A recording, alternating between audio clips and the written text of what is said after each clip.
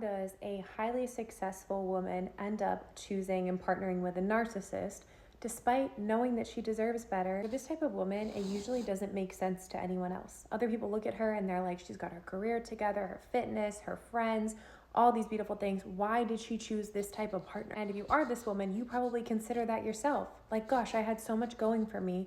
Why did I end up choosing somebody that ended up being narcissistic and mistreating me? First and foremost, number one, you are not responsible for that person's behavior, period. And if we want to make sure this doesn't happen again, then we really need to do this very specific thing: get to the emotional root of what caused us to feel attracted to someone with this energy. The reality is that there was something about that person that drew you in, that felt attractive to you.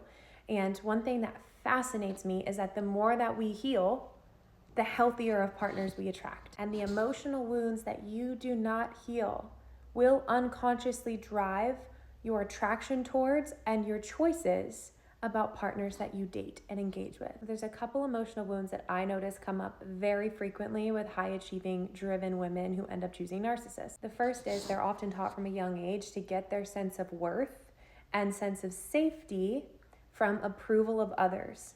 And they usually learned that through achievement was the easiest way to get attention and love, and therefore safety, from their caregivers. So from the jump in childhood, she's engaged in a system where if I do XYZ, then I get love, then I get attention, then I'm safe with my caregivers. And so she tends to be somebody that leans on the rules. Like, how do I please you? How do I stay safe? Typically because her caregivers were unpredictable, or they would withhold attention or silent treatment or withhold affection if she wasn't pleasing. So she learns very early on to be pleasing, and she learns to trust what other people say over her own gut. There's usually a lack of boundaries as well, even if she might be the most boundary person at work and such a successful person, and maybe even good with boundaries in her friendships, although I find with my clients that's a mixed bag. But when it comes to dating and relationships, she collapses those boundaries and lets her compassion override it time and time again.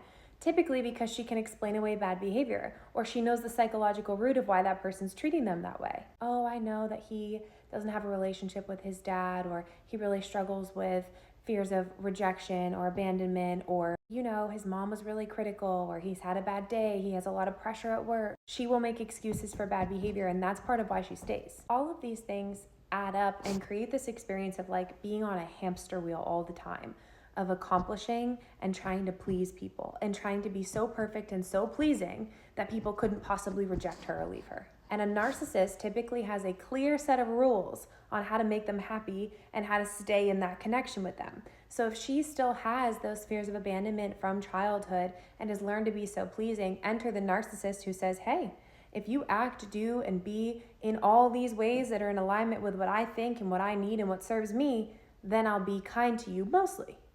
And she goes, I got it. I can do those things. I'll just always be on time. I'll never make a mistake. I'll over-explain myself. I can do it. I can be perfect enough.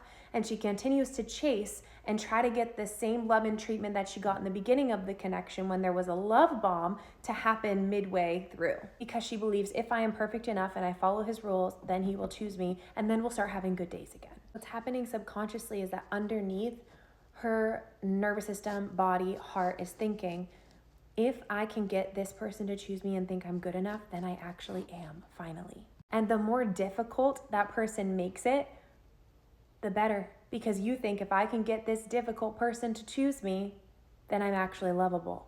So you'll choose the most difficult people. And narcissists are the most difficult people. Now, because of this upbringing and because of this relationship she's engaged in, she's pretty far down the line of intellectualizing her feelings, especially for high achieving women, over actually feeling and processing her feelings. So one of the first things that I do, and I would say 90% of my clients come from a background of narcissistic abuse, one of the first things I like to do with them is help them learn how to get in their body with their emotions through somatic-based healing practices.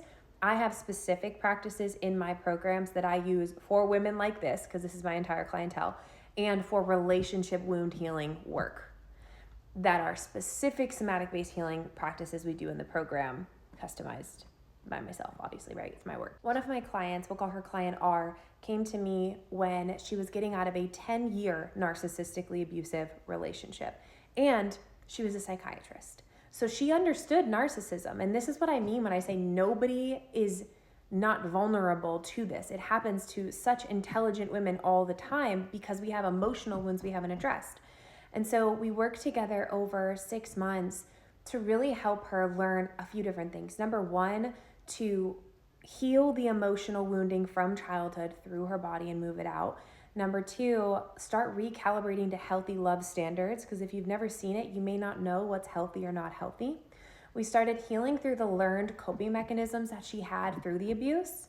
A lot of times when we're exposed to narcissistic abuse, we start to develop survival skills to stay safe with that person, like swallowing our truth and not being honest and constantly feeling anxious and scanning for a threat, emotional monitoring. There's all kinds of different side effects. And so we started healing those as well and healing the triggers related to them. And then eventually we did dating and relationship work, and because we had done so much work on her self-worth and self-esteem and her confidence and coming into her empowered, feminine, secure energy, she started dating and had such a great time attracting in healthier and healthier partners until she met her now partner, who was emotionally intelligent and secure and pursued her consistently, and they've been together very happy for several months. So if this is something that you struggle with and you want to understand and heal from and start attracting, better said, allowing in healthier partners, make sure you follow me over on Instagram, because I do daily stories on things like this all the time. And of course, if you want more formal support, fill out an application and let's talk.